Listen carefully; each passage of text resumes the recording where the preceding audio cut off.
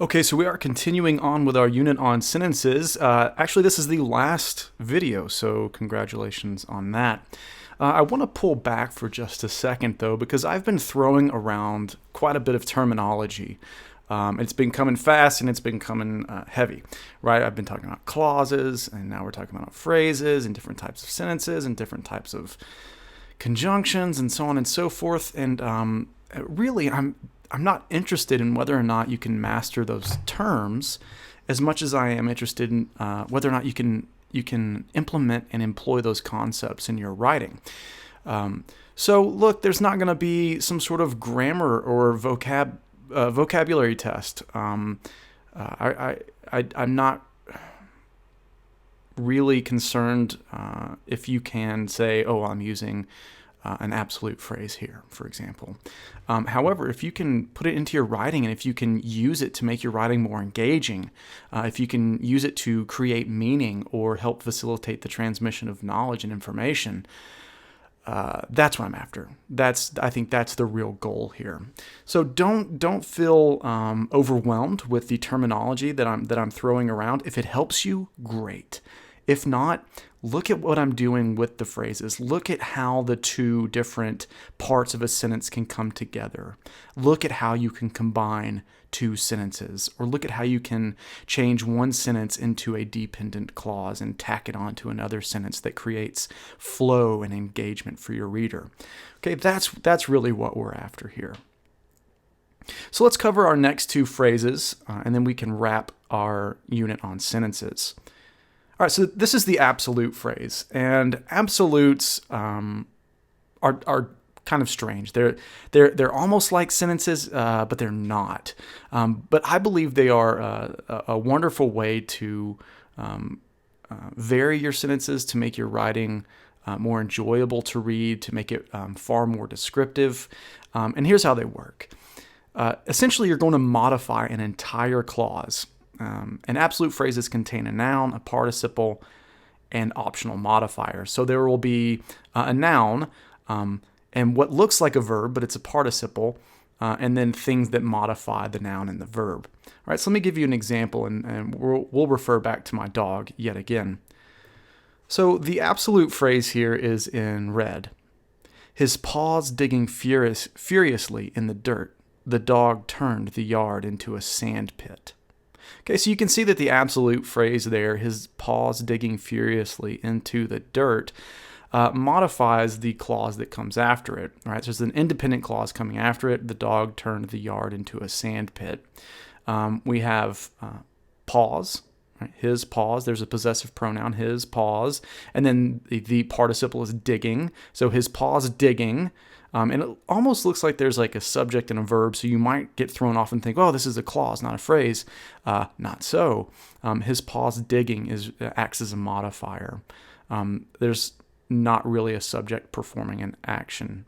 All right, so his paws digging furiously into the dirt, the dog turned the yard into a sand pit. Okay, and I really want to show you here how useful these phrases can be to create rich, robust writing. The English language is like this just deep sea of descriptive words and action verbs. And I want you to just dive headfirst into that. And I think the absolute phrase can help you do that, help you gain some depth. Let's look at a couple more. Feet dancing long into the night, the group of dancers churned in the streets. And you can also have absolute phrases that follow the clause, right? So it can look like the group of dancers, there's a typo there, sorry. The group of dancers churned in the streets, feet dancing long into the night. Okay, so that is the absolute phrase. And as I've been doing, I'd like to show you how I've revised a paragraph to incorporate absolute phrases. Okay, so you can see them there in red. Paws batting madly at the bells. Norman lets me know he wants to go out again. And then you can read through the paragraph if you'd like. And then the last sentence. He always manages to get wet and smelly, his trip to the park echoing in scents long after he has returned home. All right, let's stop on that one because I've done quite a bit of addition to the original. So if you look back at the first paragraph up here, the last two sentences say, he loves to run and retrieve the ball. He always manages to get wet and smelly. So this is the essential part. This is the meat and potatoes, if you will, of the sentence itself. This is the idea I'm trying to convey. However, since this part of the idea I'm trying to convey can be better exemplified with more rich descriptive words, right? If I'm talking about how smelly something is, I can either tell it or I can show it. So I can tell you something is smelly, or I can use more descriptive words to show what that looks like, sounds like, smells like, tastes like, feels like, etc. Okay, so the original sentences, he always manages to get wet and smelly, and he loves to run and retrieve the ball, have turned into he always manages to get wet and smelly, and I wanted to modify this with an absolute. His trip to the park echoing in scents long after he has returned home. Okay, so you can see how absolute phrases can be helpful in, adding more information, creating more rich descriptive writing, really showing instead of telling, so on and so forth. All right, let's go now to our last sentence phrase, the appositive. Okay, so appositives rename and or add more information to a noun. We do this quite frequently in conversational English with single words. For example, the firefighter, Dan, extinguished the flames. So Dan modifies firefighter. It just gives us more information about a particular noun. However, you can do this with a series of words as well, right? You can use a phrase or a group of words that act as a modifier for a noun that precedes it. So I really like appositives because they help you combine information into a sentence, whereas oftentimes you would need to repeat simple sentences. Let me put it this way: if you find yourself repeating simple sentences a lot, ask yourself if some of those sentences that are repeating are modifying nouns in preceding sentences, and if so, can you then turn them into appositive phrases? For example, let's say I had a sentence that said, Norman is a 3-year-old dog. Norman is my 3-year-old dog. He paws the bell on the door. Right? So there I would have two sentences. Norman is my 3-year-old dog, period. He paws the bell on the door, period. I can turn one of those sentences into an appositive phrase and then continue on. So Norman, my 3-year-old dog, paws the bell on the door. Let's look at another one. The insect, a fat cockroach with massive pincers, scurried across the floor. Okay, so again, I could have the insect is a fat cockroach with massive pincers, period. He scurried across the floor, period. If you find yourself repeating simple sentences that provide information about a noun, think about using appositive phrases. And you can move appositive phrases around. You want them to be close, however, to the noun that they modify so that your reader knows which part of the sentence it's in connection to. So I could put this appositive phrase at the beginning. A fat cockroach with massive pincers, the insect scurried across the floor. Let's look at one more. The man's laugh turned into a haunting echo, a swelling calamity that moved between hysteria and rage. Okay, so here I could end the sentence after echo, right? The man's laugh turned into a haunting echo. But I really want to build on that mood, right? I'm saying it's a haunting echo. Well, what does a haunting echo sound like? So I put a comma there, and then I go on to define or provide more information about that haunting echo. It is a swelling calamity, which is like chaos. And if you think of swelling, it's like gaining momentum and volume as it continues.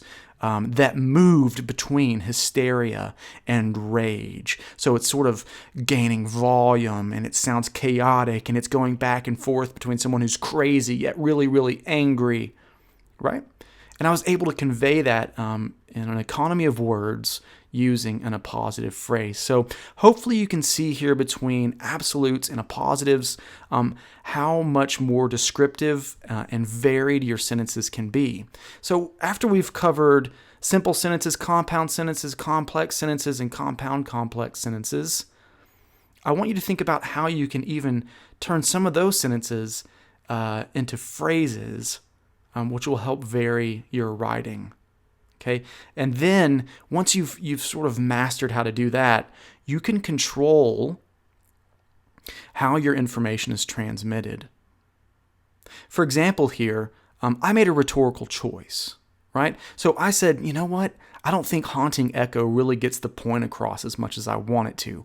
I want to add a phrase there that really gets that across. And then maybe I would want to follow that little narrative up with just some maybe 2 or 3 short, simple sentences that move the story along, because, you don't have to describe everything in detail. So maybe I just continue a little story about who this man is and what have you.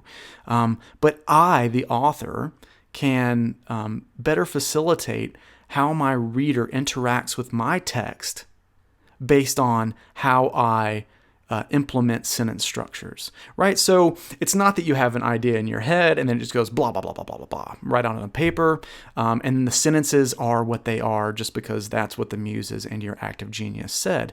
No, what we're going to discover in this class, hopefully, is that you are writing in a specific rhetorical situation. Something is happening. You have a task, you have an objective, you have a purpose.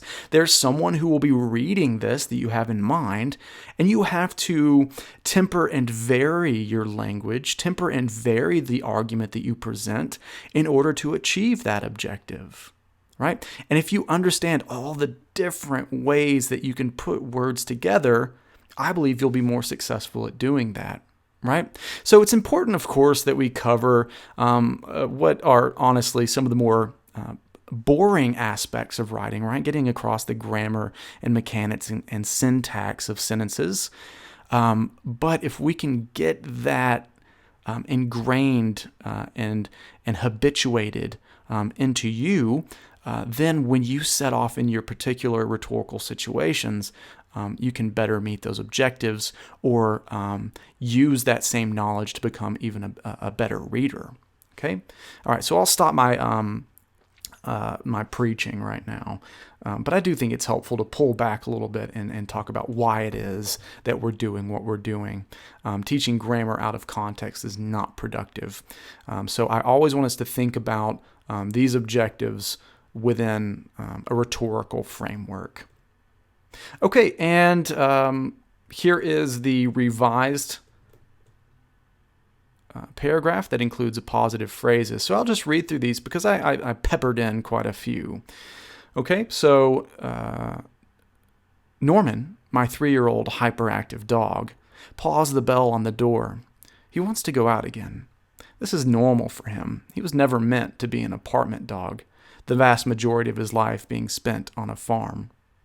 My wife and I take him and his brother, a 4-year-old dachshund, to the park often. He loves to run and retrieve the ball, a game he surprisingly never tires of. He always manages to get wet and smelly, the hallmark of a truly great day running wild. Okay, so if we pull back here, I want to attend to just a couple of these because they might get a little tricky. So let's look at this one. He was never meant to be an apartment dog, the vast majority of his life being spent on a farm.